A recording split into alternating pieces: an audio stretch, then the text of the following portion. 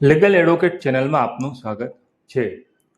Special marriage અધિનિયમ હેઠળ વિદેશી વ્યક્તિ સાથે લગ્ન માટે સબ રજિસ્ટ્રાર એમ્બેસીના એનઓસી પર ભાર મૂકી શકે નહીં તેવું કેરળ હાઈકોર્ટે એક જજમેન્ટમાં જણાવ્યું છે.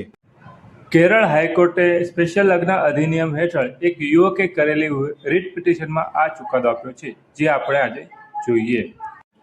સ્પેશિયલ લગ્ન અધિનિયમ 1954 હેઠળ વિદેશી નાગરિક સાથે લગ્ન કરવા માટે એમ્બેસી તરફથી નો ઓબ્જેક્શન સર્ટિફિકેટ એટલે કે એનઓસી લેવાની ફરજ પાડી શકાય નહીં તેવું કેરળ હાઈકોર્ટે તેમના જજમેન્ટમાં જણાવ્યું છે.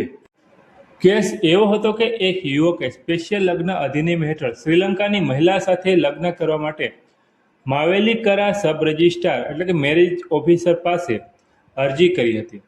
અરજી સાથે તેણે passport, visa, notice of intended marriage અને નોટરાઇઝ એફિડેવિટ સહિતના દસ્તાવેજો સબમિટ કર્યા હતા.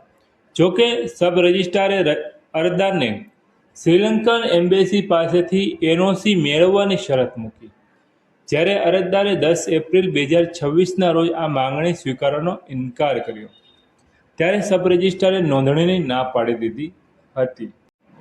અરજદાર તરફથી એડવોકેટે દલીલ કરી હતી કે 2019માં પણ એક રીટ પિટિશન નંબર 249/2019 સારણિયા આર.એ. વિરુદ્ધ કેરળ સરકારમાં કેરળ હાઈકોર્ટ પહેલેથી જ સ્પષ્ટ કરેલું છે કે આવા કિસ્સાઓમાં એનઓસીની જરૂર નથી.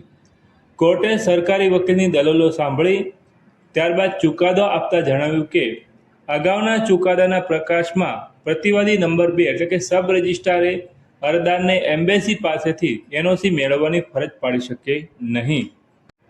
હાઈકોર્ટે આદેશ આપ્યો છે કે સબ રજિસ્ટ્રાર શ્રી એનઓસી અથવા કોઈ પણ અધિક દસ્તાવેજની શરત વિના એટલે કે વધારાના દસ્તાવેજની શરત વિના સ્પેશિયલ લગ્ન અધિનિયમ 1954 હેઠળ લગ્નની કાર્યવાહી હાથ ધરવી.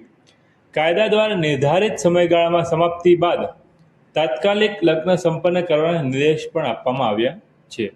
આ ચુકાદો સ્પેશિયલ લગ્ન અધિનિયમ હેઠળ વિદેશી નાગરિક સાથે લગ્ન કરવા ઈચ્છતા વ્યક્તિઓ માટે મોટી રાહત છે. આ નિર્ણય બિનજરૂરી અવરોધોને દૂર કરવા તરફનો એક મહત્વપૂર્ણ પગલું માનવામાં આવી રહ્યો છે. આપણે આવા જ કાયદાને લગતા વિડીયો તેમજ નવા આવનાર જજમેન્ટ લાવતા રહીએ છીએ. જેથી લીગલ એડવોકેટ ચેનલ સબસ્ક્રાઇબ કરો અને કોઈ પ્રશ્ન હોય તો કમેન્ટમાં જણાવી શકો છો. Thank you. આભાર.